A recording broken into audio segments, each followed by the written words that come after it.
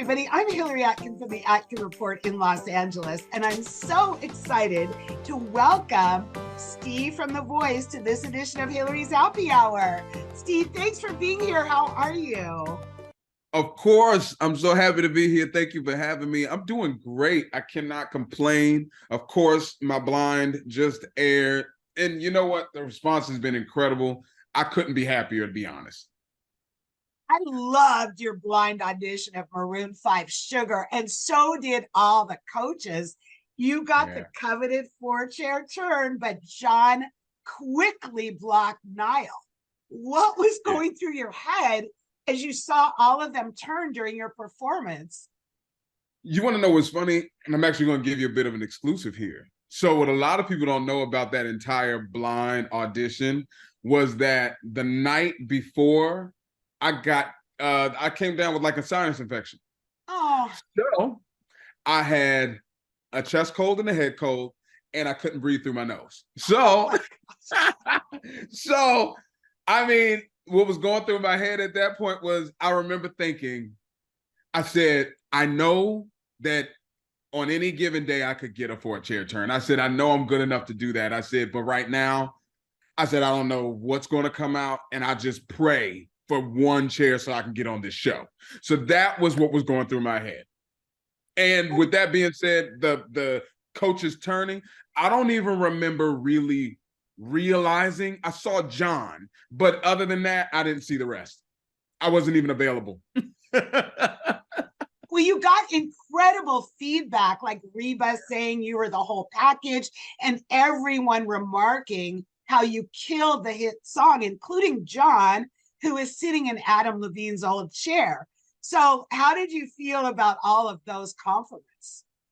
It was very, very validating, to say the least.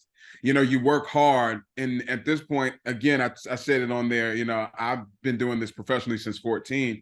You know, in getting into this business, it comes with a lot of adversity and people saying, yeah, you're good, but ...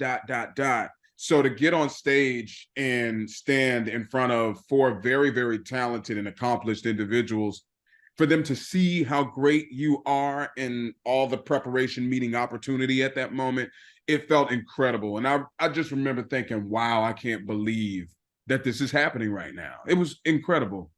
Highlight for sure. Well, speaking about incredible, your story about your late cousin Matthew was incredibly moving.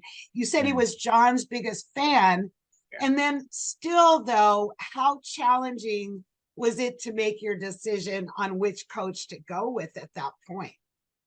So as far as Matthew is concerned, and I'll just say Matthew has been a John Legend fan literally since the beginning of his career. I knew about John Legend and Ordinary People, but I mean, when it came down to the cuts of the albums and getting into the whole thing, I mean, Matthew knew everything about John.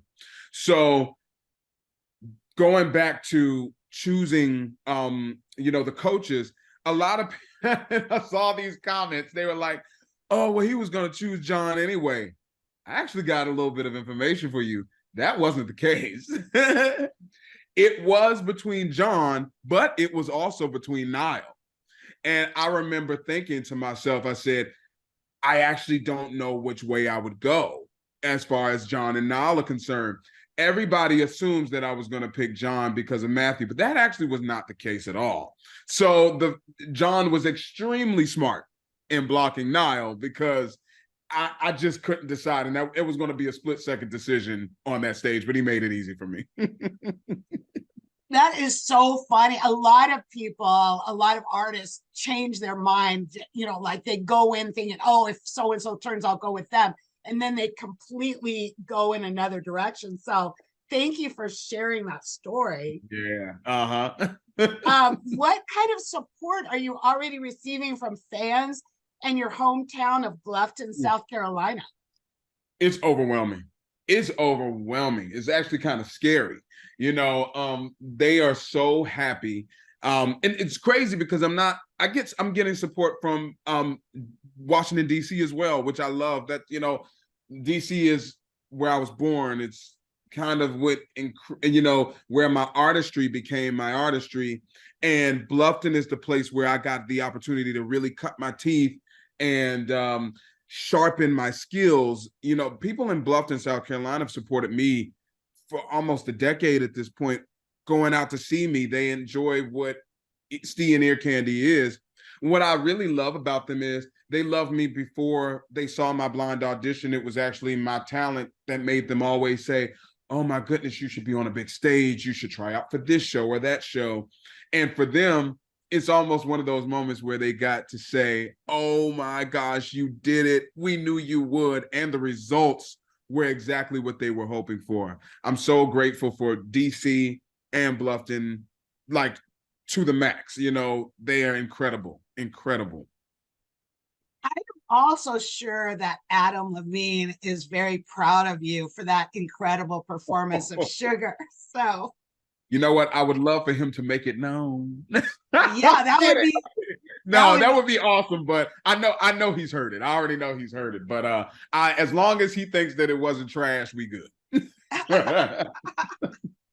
Well, I want to thank you so much, Stee, as we wrap up our happy hour, for taking time out to be with me. And I want to raise a toast to you and your continued success on The Voice. All right now. All right. I'm down with it.